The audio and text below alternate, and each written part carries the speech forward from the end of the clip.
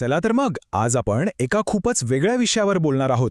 ही गोष्ट आहे मे 2007 सालची, जेव्हा ऑनलाईन पिकअप आर्टिस्ट कल्चरमध्ये एक खास डॉक्युमेंट समोर आलं. आपण त्याच डॉक्युमेंटचा म्हणजे डेव्हिड एक्सच्या नियमांचा आढावा घेणार आहोत. आणि या लेखाची सुरुवातच होते याच शब्दांनी.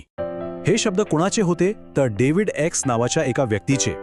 विचार करा, मॉन्ट्रियलमध्ये एका ब्रंचला बसल्या बसल्या हे त्याचे पहिले उद्गार होते. तर सगळ्यात आधी बघूया मॉन्ट्रियलमधील तो PUA ब्रंच. गोष्ट आहे 2007 सालची. मॉन्ट्रियल शहरात या कथेचा लेखक आणि त्याचा एक मित्र दोघेही पिकअप आर्टिस्ट बनण्याच्या प्रयत्नात होते आणि याच संदर्भात ते या क्षेत्रातल्या एका मास्टरला भेटायला गेले होते. आता बघा, जेव्हा हा तथाकथित मास्टर तिथे पोहोचला तेव्हा लेखकाला थोडा आश्चर्यच वाटलं. कारण हा माणूस म्हणजे डेव्हिड एक्स 50शीचा होता आणि सोबत त्याच्या 2 लहान मुलांना घेऊन आला होता. साहजिकच लेखकाच्या मनात सुरुवातीला शंका आली, पण जसा डेव्हिडने बोलायला सुरुवात केली तशा लेखकाच्या सगळ्या शंका कुठच्या कुठे नाहीशा झाल्या. तर मग डेव्हिडने असं काय सांगितलं? इथेच गोष्ट येते द व्हायरस आणि नियम क्रमांक 1 ची. बघा, लेखकासमोर एक मोठी अडचण होती.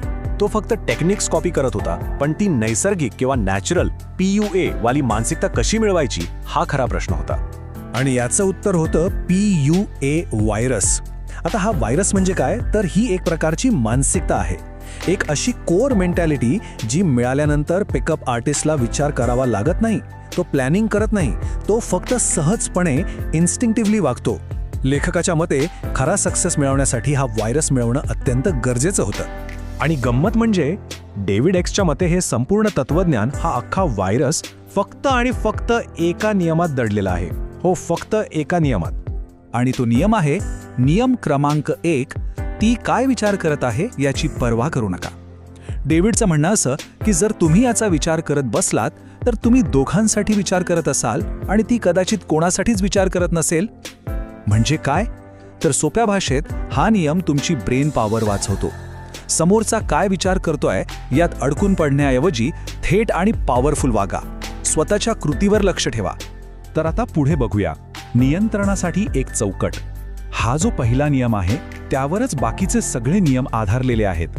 आणि हे सगळे मिळून सोशल इंटरॅक्शनसाठी एक पक्की, कठोर अशी फ्रेमवर्क किंवा रचना तयार करतात.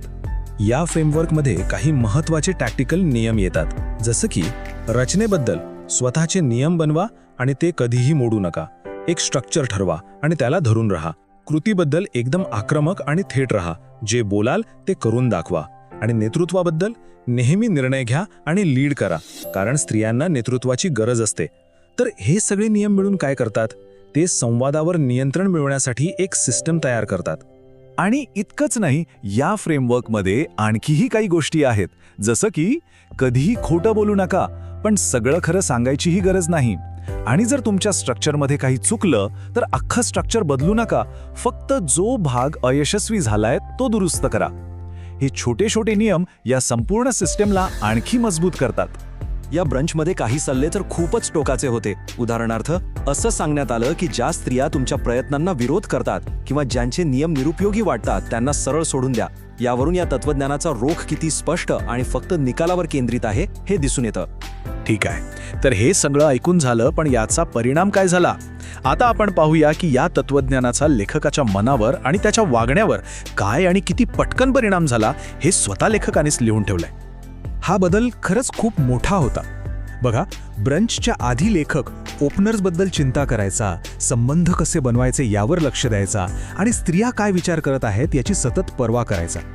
पण ब्रंच नंतर चित्र पूर्णपणे पालटलं. संपर्क साधण्याची भीतीच नाहीशी झाली. निकालाची पर्वा करणं त्याने सोडून दिलं आणि तो खूपच लवकर थेट मुद्द्यावर येऊ लागला. म्हणजे डेव्हिडचे नियम ऐकल्यावर त्याच्या मानसिकतेत अक्षरशः जमीन आसमानाचा फरक पडला होता. आणि याचा पुरावा त्याला लगेचच मिळाला. म्हणजे ब्रंच संपल्यानंतर अवघ्या 10 मिनिटात लेखकाने हीच सिस्टम वापरून एका पुस्तकाच्या दुकानात एका स्त्रीशी संपर्क साधला. आणि त्याचं म्हणणं आहे की संवादावर इतकं आश्चर्यकारक नियंत्रण त्याने आयुष्यात कधीच अनुभवलं नव्हतं. तर मग शेवटी प्रश्न हाच उरतो, ही जी पद्धत आहे, हे जे नियम आहेत, ते खरंच आत्मविश्वास मिळवण्याची एक गुरुकिल्ली आहे का? की मग ही फक्त दुसऱ्यांना आपल्या मनाप्रमाणे वागवण्यासाठी, म्हणजे मॅनिप्युलेट करण्यासाठी वापरलेली एक युक्ती आहे? या मूळ लेखाच्या केंद्रस्थानी असलेला हा प्रश्न आपल्याला विचार करायला भाग पाडतो.